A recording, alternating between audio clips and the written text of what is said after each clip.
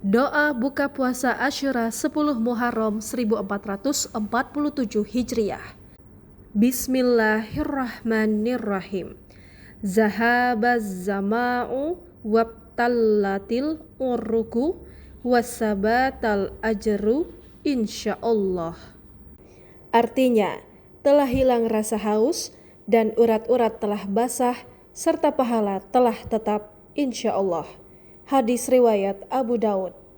Rasulullah Shallallahu Alaihi Wasallam juga pernah membaca doa buka puasa dengan lafaz berikut: Bismillahirrahmanirrahim.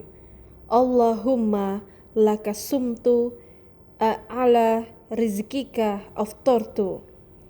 Artinya, ya Allah, kepadamu kami berpuasa dan atas rezekimu kami telah berbuka.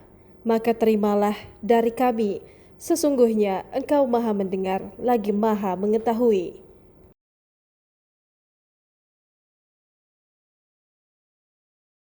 Download Tribun X sekarang, menghadirkan lokal menjadi Indonesia.